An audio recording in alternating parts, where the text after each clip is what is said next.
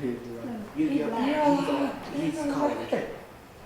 He has black and then yellow. They weren't still the one that we've already used. They still. All right. So last Wednesday night, we talked about what? Being gifted. Which of the how to define our gifts. Which of the five, okay, which of the five, think of the letter shape, the word shape. Spiritual? Spiritual gifts, right, was the S. So tonight we're going to talk about what was the H. It's on the screen. There you go. All right, so when we talk about heart, we're talking about what you're passionate about, what you enjoy doing, what you like to do. All right. So this is chapter 3. It's talking about the second letter in shape, which is the H for heart. Again, this study has the potential to be a fun and life-changing journey as you learn, experiment, evaluate, and set your sights on being someone God uses. But you have to be willing and desire God to truly use you. So are you ready to be used by God? So when we talk about passion, we talk about heart. The core problem is not that we are too passionate about bad things, but that we are not passionate enough about good things. Who agrees with that?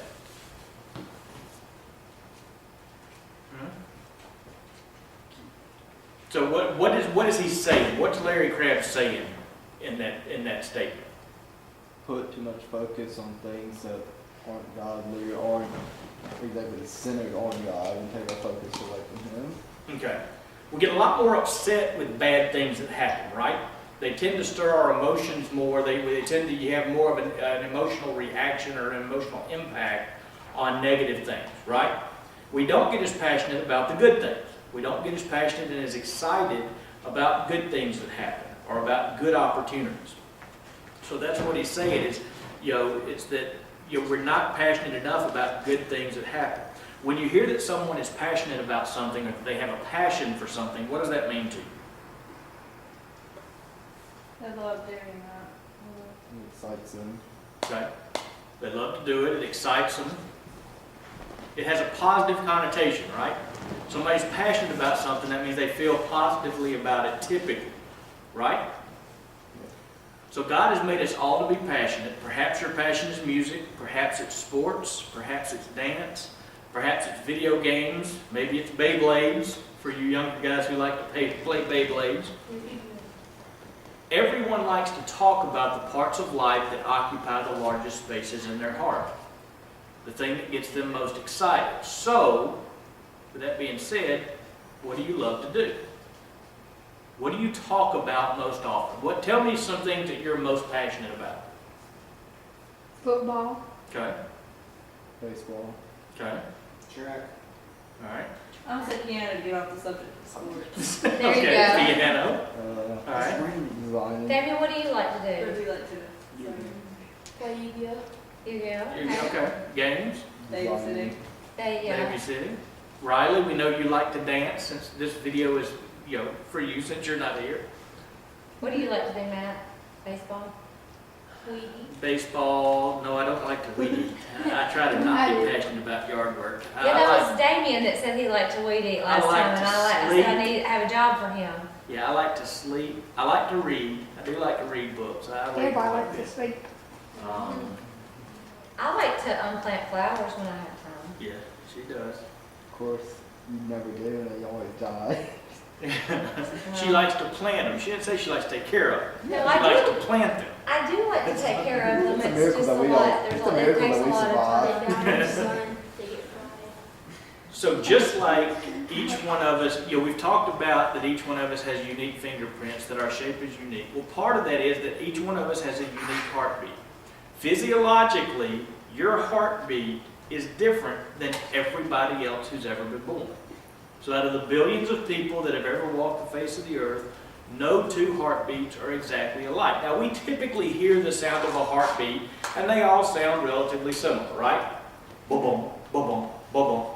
But every one of them is unique, and if you track the actual patterns of the heartbeat, there are no two that are exactly alike, even in identical twins like we talked about last week. In the same way, God has also given you a unique emotional heartbeat. One that races when you think about the subjects, activities, or circumstances that most interest you. Again, that's very unique to you. So passion reveals the nature of your heart, and it can provide clues to where God might want you to begin serving. So how many of you have done the gift survey that we talked about last week? How many of you have finished? Okay. How many of you still know where it is? Okay. Right. Two separate questions, very important. Have you done it? Do you know where it is? So that survey, remember, was to help you identify 3 to 4 spiritual gifts that you might have. Now, you still don't know what those gifts are because we're going to talk about that on the 25th. But passion, what you're passionate about, when you take the spiritual gifts that God has given you, which may be knowledge, it may be organization, it may be encouragement, it may be any number of things, and you look at what you love doing, then you're able to match up those gifts and see where those gifts match up with what your passion is. And if you can find that match, then that's a great area to look at in terms of starting to serve others, in terms of ministry. Tom Patterson, in Living the Life You Were Meant to Live, which is an excellent book, talks about heart is where you are centered, where you desire to serve, the altar upon which you wish to place your talents. Giftedness, which is what we talked about last week, is what you are. Heart is where you will most likely apply what you are. Heart refers to empathy, attraction, or draw towards a group of people, a field of expertise, or a particular type of service. Evaluating your heart helps you determine where you might best use your gifts, where you wish to serve, and whom you wish to serve. So how do you discover your own unique emotional heartbeat and passion? 3 questions you can ask yourself. 1, what do you really love to do? 2, whom do you love to serve? And 3, what cause would you love to help conquer? So when we look at question 1, what do you really love doing? The best way to figure this out is to talk about what you daydream about. And when we talk about daydream, we're not talking about when you zone out in English class while the teacher's talking and you just zone out for a couple of minutes and don't pay attention to what she says. Yeah, all of us laughing because you know you do it. Yeah, all of us do it. All of us have been there. But during the times when you actually daydream on purpose, when you allow yourself to kind of get lost in your daydreams and you picture what you could accomplish in life if there were no boundaries, if there were no rules, if there were no fears, if you had unlimited ability and resources, what would you do? Those are the daydreams that we're talking about, because that's where you truly understand what you're passionate about. It's going to be those things that you dream about when there are no boundaries. For me, and I'll tell y'all, I've been having a dream lately, and if it were to happen, thank you to God, but I've been having this dream that I win the lottery. The same dream, the same $334.7 million. It's the same amount every time. And we don't even play. $34.7 million. Yeah, if we won, it would be truly a miracle because we don't even play. Yeah. Y'all move out of your house. But in my dream, what I would love to do is I would love to be able to have the type of, and this is going to sound crazy, but I would like to have the same type of church facility that we had when we were at Pine Lake in Mississippi. I would like to have the ability to have an auditorium with a praise band. An auditorium where you could have different types of service, where somebody who enjoyed a more traditional service could have that, where someone who enjoyed a more contemporary service could have that, where you could have large meeting facilities and attract groups in, and I would love to put that on the interstate where it would draw people. I mean, that's just a dream that I've had recently, and something that, if I had unlimited resources, something that I would like to be a part of, is to be able to put that kind of facility together for the community that basically serves not only as a church, but as a community center. Where you could offer services to people and you could provide things to people within the community to help out the community. And that's what I enjoy doing. I enjoy helping people, whether it's through the chamber with business, whether it's through my job at the bank, whether it's through what we do at church. I really enjoy trying to help people. And so that's what my dream has been about recently. I mean, if I were to win the lottery and had unlimited money, that's what I would want to put it towards, is that kind of facility. So that's what, when we talk about passion and we talk about, yeah, go ahead, Jeremy. Wouldn't, if you had unlimited resources, you had already have all that money? That it's all. Well, but that's what I'm saying. If I were to win the lottery, then I would have all the money I would need to do that. You know, right now, I can't write that check. I don't have those resources to do that. But that's what I'm saying. My daydream is having that, you know, having those resources to be able to do that. So, you know, I wouldn't go out and buy a sports team, much as I've always wanted to own a sports team. But my passion is I enjoy helping people. And so if I had that money, if I had those resources, that's what I would like to see. I would like to see that kind of center that can help people within the community. So that's question one. What do you really love doing? So here's the questions that you can ask yourself as part of that. What do I really enjoy? What thoughts fill my daydreams, like we just talked about? What motivates me to get off the couch? Food. Sorry, I don't like Okay. Food, football, Games. you know, for some, you know, it's a spider running across the floor, but so what is it that spurs action? Because a lot of us can dream, a lot of us can daydream. And some daydreams are so big that there's not a whole lot that, you know, I mean, you realize that unless part A were to happen, unless I win the lottery, part B can't happen. I can't build the type of facility that I was talking about without those kind of resources. But if my desire is to help people, which it is, then the time that I spend sitting on the couch is wasted, right? I'm not helping anyone if I'm sitting on the couch. So what areas of my life, if I believe that's truly my passion, where do I see myself having those opportunities? And am I seeking out those opportunities to serve? You know, and I enjoy working with the chamber. I appreciate the fact that, you know, Cason's a chamber page and he's able to do some of those things with me. But we enjoy doing that, and I enjoy helping out at the church when I can. You know, and so those are things that get me up. You know, a lot of times when I'm sitting at the couch, Cody and I will be sitting there and we're talking about things going on in youth ministry. So I spend a lot of time sitting on the couch, but a lot of it sitting with a laptop in my lap, you know, figuring out either messages that we want to provide or tools that we want to provide or activities that we want to plan. So a lot of my couch time is not necessarily wasted. You know, Cody might disagree with that, but I don't feel like it's wasted. But it's those things that motivate us to get up off the couch. What are we passionate about? What do we care about enough to spur action? Damon? Why did the Fort Dale people have a senior sausage fest? Senior party. That's just the senior activity that they wanted to have. You have to ask the senior. Ask Michael afterwards. All right. So given the answer to those first three, what do I really enjoy doing? What thoughts fill my daydreams, and what motivates me to want to get off the couch? How might God use what I love to help me serve others?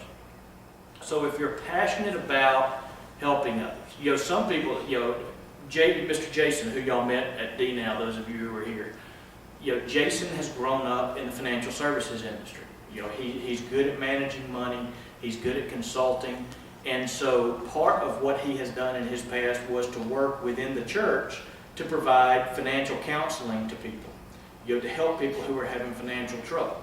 You know, he enjoys that, he's grown up with that, he enjoys that, and so he used that as a ministry to other people to help them. And you see that in a lot. You know, we've talked about a sports ministry.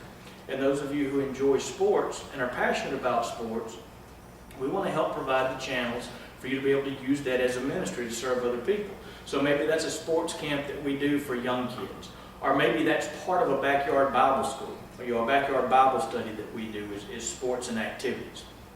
Things that we can do to help generate interest, to help bring people in from the community so that we can present the Word of God to them. And that's the whole purpose. When we do these community-wide type activities, we want to draw people in, but we want to draw people in so that we can present the Word of God to them. So that's question number one. What do you really love doing? Number two, whom do you love serving? So another way that you may discover your passions is to consider the places and the people that you love serving. And this is something I want you to think about. When you walk across your school campus, all of you except Ellie should be walking across your front yard, do you see crowds of teenagers divided into different groups? The jocks versus the nerds, the musicians versus the loners, the prep versus the cheerleaders. Or do you see individual students who want answers to the challenges and pain that they face daily? So think about when you're walking through school, or you're walking across campus, you're walking through the lunchroom.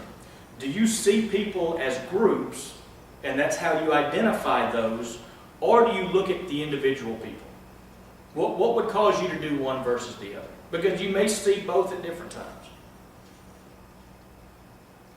How they act. Okay? Who they hang out with. Okay? Where they look. All right. How they respond to you And how in a you lot of feel. cases? Okay. What do you think? All right. Too many of us go through life casually noticing the external facade of others, and we miss out on the wonder and uniqueness as well as the hurts and joys each person is experiencing. So the thing that you have to ask yourself is, do you truly look at people to see where their heart is, or do you simply look at what's on the outside? You know, you can see guys who are the most popular kids in school. They're the quarterback on the football team. They date the homecoming queen, the head cheerleader. You know, they are, in the eyes of everything worldly, they are on top of the heap. And that kid could be the most messed up kid who's looking for answers at every turn and can't find them. And he's pumped up because of his popularity, and he's pumped up because his parents pump him up, and everybody pats him on the back. But that kid could be the most lost kid you've ever met. And he could be looking for answers. You know, his heart may be so empty because he knows it's all fake. He knows one day he's not going to be able to throw a football. He knows one day his teachers aren't going to pass him with good grades simply because he can throw a football. You know, one day he's going to move away from the town where he grew up, where everybody thinks he's a hero, and he's going to be out on his own. You know, so we have to look past those facades, right? Because that kid's not going to show you on his face when he's surrounded by all of fans that are worshiping him.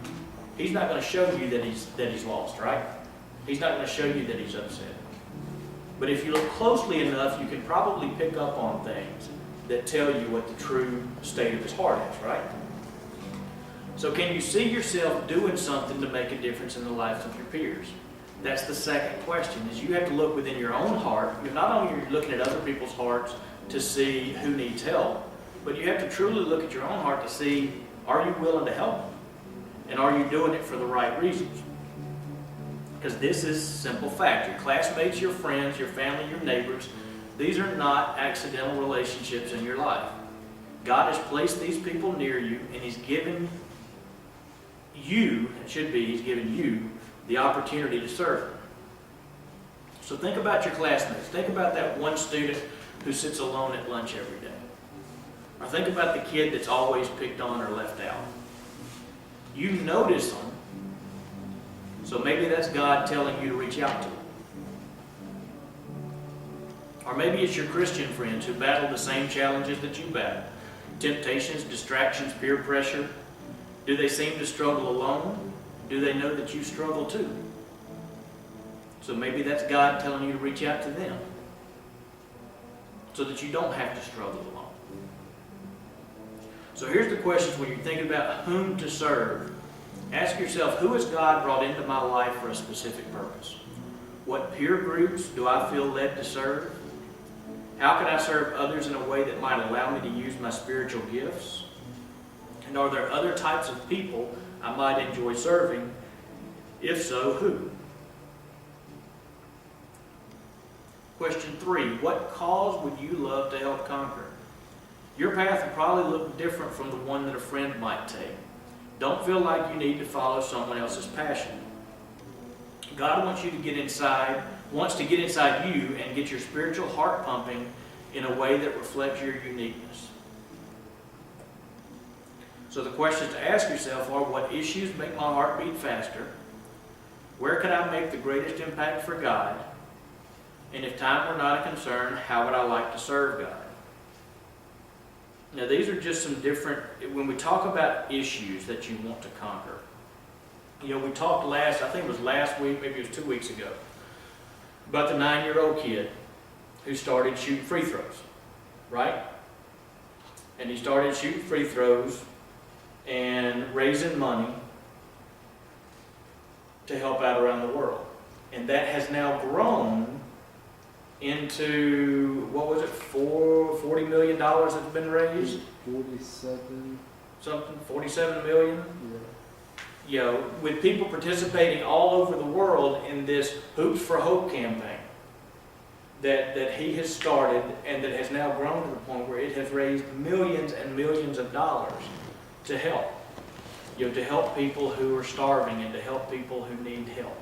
All right? There was a story in the book, and I didn't add it into a slide, but there was a guy named Miller who back in the 40s and 50s wanted to be rich. I mean, his desire, his passion was to be rich. Well, at 29 years old, he made his first $1 million. And over the next 10 to 15 years, he made several more million. But he just felt empty. He felt lost. He felt like the money didn't matter. And so he went on a mission trip to Africa, and he was saved just before he went on this mission trip. He gave his life to Christ, and he made a commitment that he wanted to give up his fortune to find a way to help other people. So he went to Africa, and he founded an organization that built homes in Africa, that built, easy to build homes for people in Africa to give them shelter. When he came back to the U.S., he decided that he felt like the model that they had used in Africa during the 3 months he had been there would also work. He moved to a little town in Georgia, and he founded an organization called Habitat for Humanity. How many of you have heard of Habitat for Humanity? Habitat has built homes in this town. It builds homes all over the world. He and his wife formed Habitat for Humanity.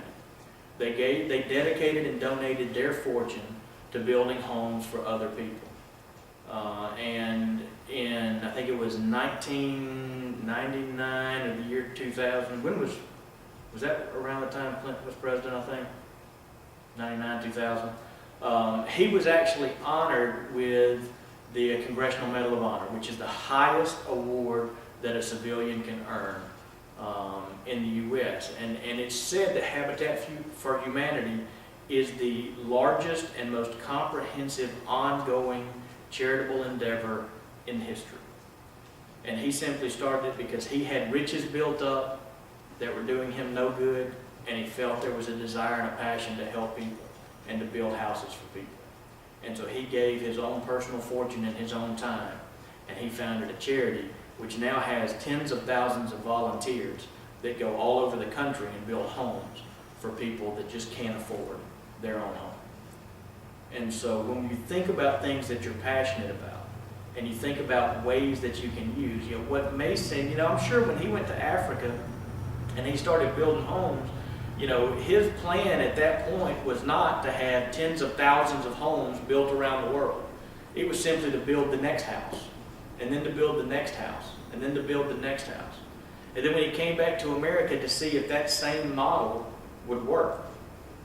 So initially they built one home, and then they built another, and then they built another. When the kid who shot free throws, his only intention was just to do it that one time, right? When he did it, he planned to do it that one day and see how much money he could raise. He raised almost $3,000. But then he got other people involved, and other people wanted to participate. And so it grew. When he sat there in his bedroom, I guarantee you, and he was dreaming about how can I help, I bet he wasn't thinking, if I go out there and I shoot this free throw, I bet I can get 45,000 people around the world to raise millions of dollars to help people. He was just thinking, I'm good at basketball. I can shoot free throws. Maybe I can get people to sponsor me and see how much money I can raise. It's just that simple. So when we talk about finding things that you're passionate about, we talk about serving people, a lot of times we get caught up in these grand schemes, and we allow ourselves to think in such a grand scale that we never start, because we very quickly discourage ourselves because we overthink it. And we think about things getting too big. And we fail to take that first step and that first action that leads then to follow-up actions. Right? What's the best way to eat an elephant? Y'all ever heard that saying? One bite at a time. Let's do it first. The best way to eat an elephant is one bite at a time. You can't eat the whole thing at once, right? One bite at a time. It's the same thing with service. When you think about the things you're passionate about and you have ideas, the first step is just to take that first step, to show that activity, to get in motion, and then see where it goes. You know, if this is truly service, and the service that we're talking about through ministry is we're talking about service that benefits people and honors God, right? So the smallest things that we do, if we do them for the right reasons, and we do them to honor God, God's going to bless that, right? And we have no comprehension of what God's blessings can do. So if we go into things with the right heart, we talk about truly using our spiritual gifts, and we talked about, last week, spiritual gifts is something that you use that doesn't benefit you. It's not for your personal glory. It's not for people to pat you on the back. It's truly to honor God. So if you use your spiritual gifts in a way that honors and glorifies God, and you do that through service, through something that you're passionate about, then our faith is that God will take that and He'll bless that opportunity. And He'll bless that service to His benefit and to His glory, right? So that's what we're talking about when we talk about shape. So these are some of the issues that it talks about. You talk about, and these are causes, these are worldwide causes, big issues. So you talk about abortion and sanctity of life, abuse and violence, adoption, alcoholism, at-risk children, compulsive behavior issues, clean water, depression and cutting, disabilities and support, divorce, drug abuse and recovery, educational issues, elder care, ethics, environmental issues, health and fitness, HIV/AIDS, homelessness, injustice to women, international debt relief, law and order, the justice system, loneliness, mentoring through Big Brother Big Sister program, modern day slavery, peacemaking, policy and politics, poverty and hunger, racial and ethnic justice, sexuality and our gender issues, and spiritual apathy. So those are just a few of the causes worldwide. I mean, you turn on the news today, you're going to see somebody fighting for some type of cause. So when we talk about causes, those are the things that they're talking about. And again, it's hard to sit here and think, you as a single person could do anything to truly have an impact on homelessness. But thank goodness that didn't stop old Millard, right? Thank goodness he didn't sit in his chair and think, I'd love to do something about homelessness, but I'm just one man. There's not a whole lot I can do. Thank goodness that didn't stop the kid we looked at that shot all the free throws from saying, I'd love to go out and do this, but there's a lot of hungry, impoverished people in the world. I can't really make a big dent, so I might as well not even try. So when we talk about these causes and we talk about big issues, it's taking that first step. It's finding, what am I passionate about? What gifts has God given me? What has He laid on my heart that I'm passionate about, that I enjoy? And how can I use that to possibly try to attack one of these causes? John Eldridge in Wild at Heart Field Manual talks about your deepest desires reveal your deepest calling, the adventure that God has for you. You must decide whether or not you'll exchange a life of control born out of fear for a life of risk born out of faith. Remember, you don't ask yourself how. How is God's department? He's asking you what? What is written on your heart? What makes you come alive? If you could do what you've always wanted to do, what would it be? You want to live an extraordinary life? Discover your passions and begin the journey to see how they may fit with your spiritual gifts. All right? Any questions? This was a lot shorter than the spiritual gifts chapter. That was a tough chapter to get through in one sitting. So it was a lot of information. Does anybody have any questions? And again, just think about, when you think about the things that you're passionate about, you think about the things that you enjoy. Think about those 2 or 3 things that really get you excited, that you really enjoy. All right? And when we put that together with the spiritual gifts, which if you've completed that survey, a couple of weeks we're going to tell you what those gifts are. You're going to be able to take those spiritual gifts, put them with what you're passionate about. Next week we're going to look at your abilities, at the abilities that God's given you. Then we're going to look at your personality, and then we're going to look at your experiences. And these are all pieces to a puzzle. Remember, we're ultimately putting this puzzle together to see how has God uniquely shaped each one of us to serve in ministry. And in ministry being either within the church, within the community, wherever, but to serve other people. Because remember, that's the basis of all of this, is service to other people. Love for God, love for others, and service to others. Okay? So when we talk about shape, that's what we're talking about. Mind hitting the record button for me, Casey? Red button on this side, my side of the camera.